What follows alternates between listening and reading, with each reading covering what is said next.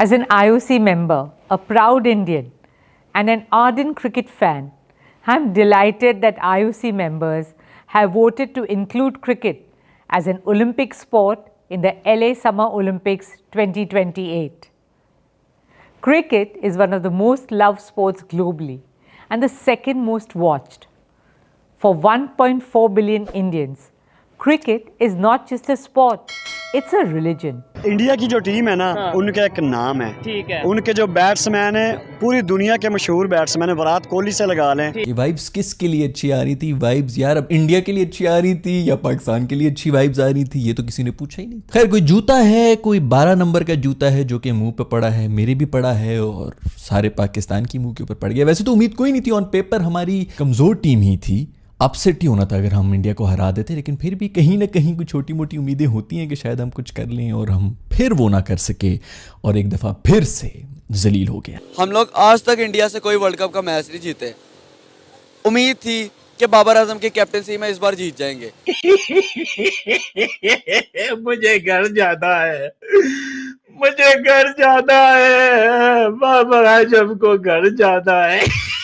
अगर इस गेम में अगर मुझे बताएं आप, पाकिस्तान भारत की, पाकिस्तान नीचे पहले ही नीचे है, बैंकरप्ट है, इससे मजीद नीचे जाएगा। ट्रबल मेकर आप पहले भी दहशतगर्दी को रिप्रेजेंट करते हैं, मजीद इसमें जाएंगे और भारत विल शाइन। राइज तो पहले है लेकिन Bharat will further more will shine and rise. नमस्कार दोस्तों, जय हिंद। Welcome to after morning news channel. Los Angeles Olympics 2028 में क्रिकेट का शामिल होना लगभग तय हो चुकी। इंटरनेशनल ओलंपिक कमेटी आईओसी के एग्जीक्यूटिव बोर्ड ने शुक्रवार को आयोजित समिति ने इस प्रस्ताव को मंजूरी दे दी।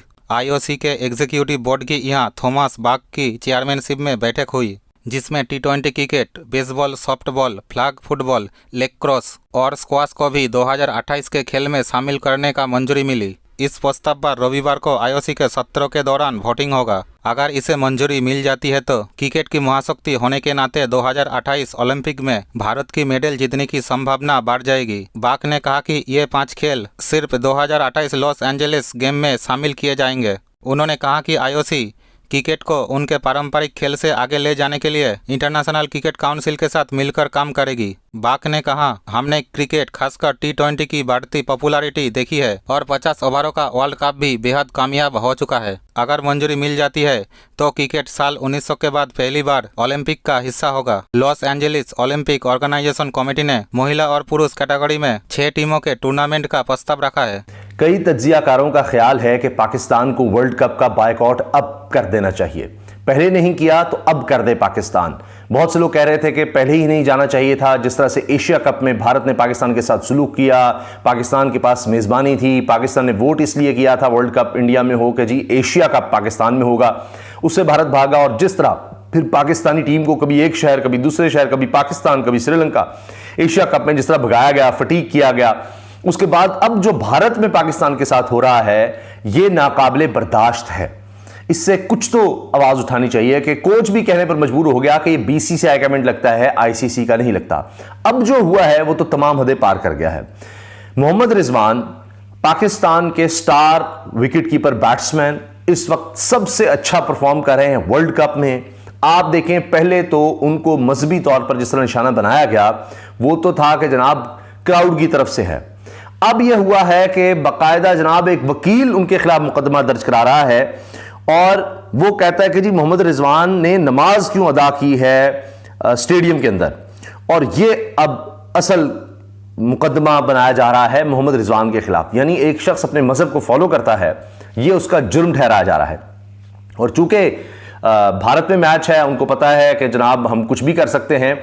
और ये वकील साहब सुप्रीम कोर्ट, भारत के सुप्रीम कोर्ट के वकील हैं और ये कहते हैं कि जी मेरी वजह से ही पहले भी मैंने पाकिस्तानी कमेंटेटर को पाकिस्तान जाने पर मजबूर कर दिया बकौल इनके। और पूरी इन्होंने तफसील जनाब इसमें डाली हुई है कि जी किस तरह मोहम्मद रिजवान जो है इनको यहाँ से आईसीसी को इनके खिलाफ एक्शन लेना चाहिए भारत में ही। अच्छा, अब क्या कह रहे हैं जी, इंडियन वकील ने पाकिस्तान और नीदरलैंड के दरमियान होने वाले वर्ल्ड कप के मैच में ग्राउंड के अंदर नमाज अदा करने पर पाकिस्तानी खिलाड़ी मोहम्मद रिजवान के खिलाफ इंटरनेशनल क्रिकेट काउंसिल यानी आईसीसी को शिकायत की है। इंडियन वकील वनीत जिंदल ने की जानिब, ये वैसे ये भी जिंदल है, वो भी जिंदल था, जो मियां नवाज शरीफ साहब का पार्टनर कहा जाता है, या ये कहते हैं कि वो जो आया था नरेंद्र मोदी के साथ, और वैसे स्टील टाइकून कहा जाता है, शरीफ खानदान का बिजनेस भी स्टील का है, वो भी जिंदल था, ये भी जिंदल है जी।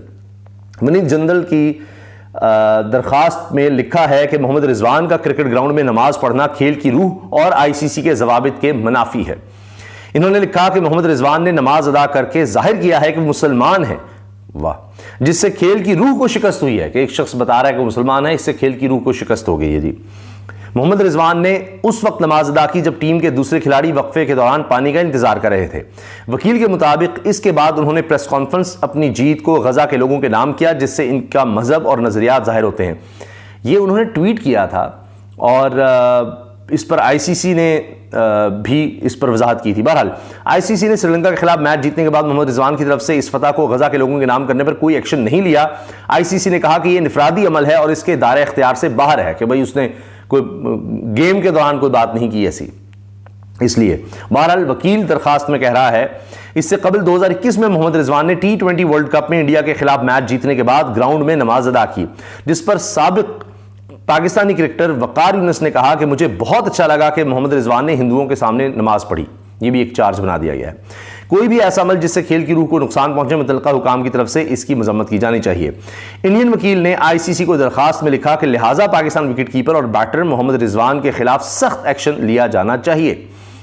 इससे पहले इसी इंडियन वकील ने इंडिया में कवरेज के लिए जाने वाली आईसीसी पैनल की पाकिस्तानी स्पोर्ट्स प्रेजेंटर ज़ैनब अब्बास के खिलाफ मुकदमा दर्ज करवाया था और इसे अपनी फतह करार दिया था। भारतीय वकील ने इल्जाम लगाया था कि ज़ैनब ने हिंदू मजहब और इंडिया के खिलाफ सोशल मीडिया पर पैगामात जारी किए हैं और सोशल मीडिया तबसरों को ज़ैनब अब्बास से मंसूब करके इनका तबसरा करार दिया था। एफआईआर में यह भी मुतालबा किया गया था कि ज़ैनब को ICC world cup presenter panel की फहरिस्त से फौरी तौर पर निकाल देना चाहिए, क्योंकि इंडिया में इंडिया मुखालिफ लोगों की गुंजाइश नहीं है। इसके बाद ज़ैनब अब्बास इंडिया छोड़कर चली गई। दूसरा, पूरे पाकिस्तान में जोशो खरोश है। आज क्रिकेट का मैच है, हम सब दुआ गो हैं कि अल्लाह ताला हमारी टीम को फतह दे, और वहाँ पर अहमदाबाद में मैच है। अगरचे भारत ने बड़ी तंग नज़री का किया है मुजाहरा, जर्नलिस्टों को, बहुत कम जर्नलिस्टों को वीज़े दिए, शायकीन को वीज़े नहीं दिए, अपने आप को एक्सपोज किया उन्होंने। वैसे ही तंग नज़र लोग हैं, इसके बारे में मैं क्या बात करूं। लेकिन पूरे मुल्क में एक इस वक्त दुआ है कि हम, इसके अलावा तो हमारे पास कोई खुशी है नहीं। ना रोटी सस्ती मिलनी है, ना आटा सस्ता होना है, ना कोई तेल सस्ता होना है, ना कोई घी सस्ता होना है, ना यहाँ पर कोई हमें आज़ादियाँ मिलनी है। इसी तरह भेड़ बकरियों की तरह हमें चलाते रहेंगे लोग। लेकिन चले, ये जो मैचेस से थोड़ी बहुत हमें एक कॉस्मेटिक सी खुशी हो जाती है, हम समझते हैं बड़ा को हमने बड़ी इज्जत गेन कर ली है, बड़ा नाम बना लिया है। चले, जो भी है, अगर वही अल्लाह ताला दे दे तो शुक्र अल्हम्दुलिल्लाह। वैसे इसका कोई इतना ख़ास फ़र्क नहीं पड़ता हमारी ज़िंदगियों पर।